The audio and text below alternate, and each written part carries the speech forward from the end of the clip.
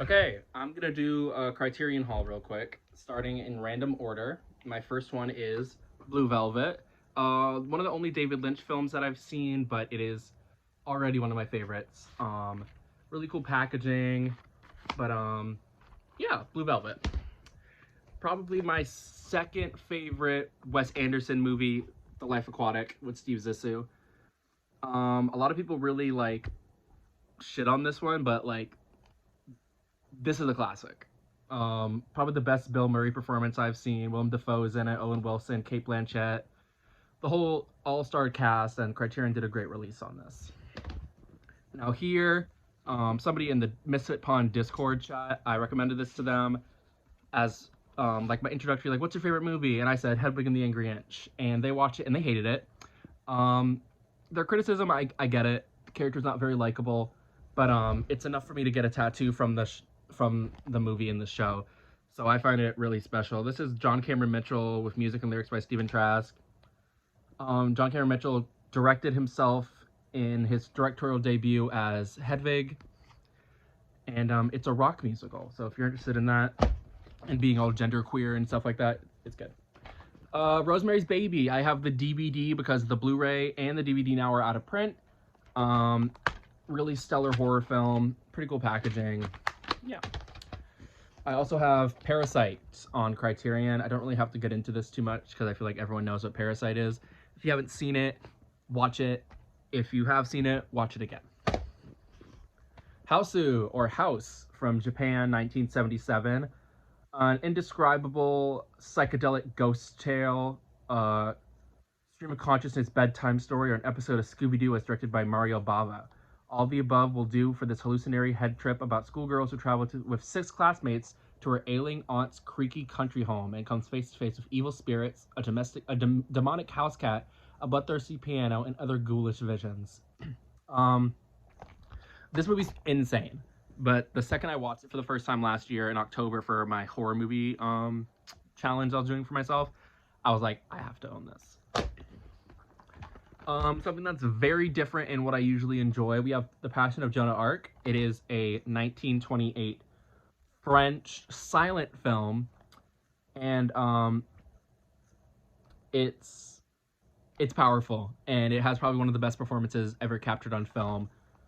With it's outstanding.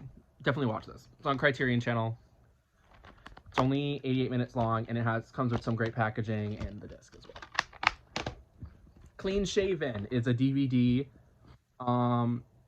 Very indie Sundance Cannes Film Festival type vibe from 1993. It's only 79 minutes long. It's terrifying. Its use of sound and image and just like sound design and the way that the whole film is structured is very intense. It's art is not safe, but I do give a trigger warning for self-harm and for voices in your head because that can trigger some people. But this film is fantastic. All right, Taste of Cherry from 1997. It is the winner of the first Iranian film to win the Palme d'Or. Abar Kuratami, or I don't really know how to pronounce his name, but he is a brilliant filmmaker. This is a brilliant film. Symbio Psychotaxiplasm, Part Take 1. A really interesting documentary. This is a DVD because they never did a Blu-ray release, but I wanted to own it on Criterion. Yeah, it's wild.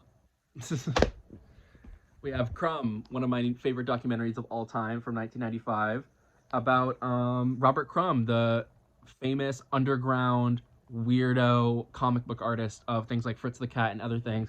I actually also own, because of my love for the movie, I own Robert Crumb's original weirdo magazine.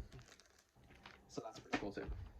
Next one is one that is very controversial, but very amazingly beautiful. It is Antichrist by Lars von Trier.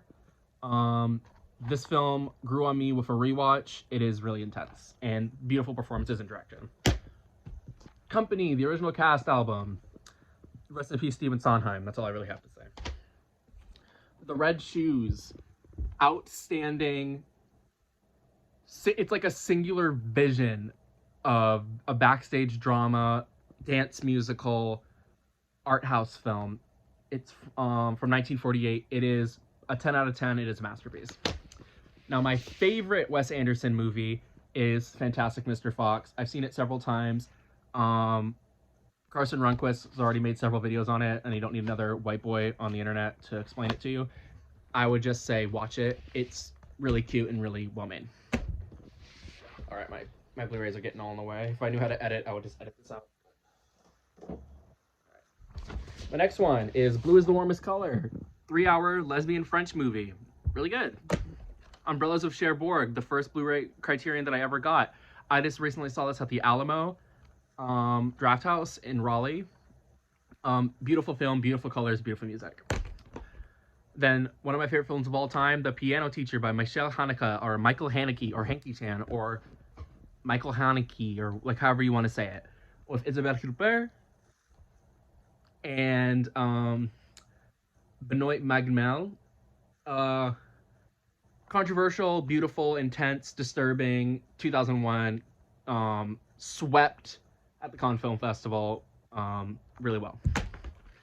And then lastly, my last Criterion I own is Come and See from 1985 in Belarusia, and it is deeply disturbing. It is a legendary film from Soviet director Ilem Klimov, and it is just not for the faint of heart, but it is beautiful.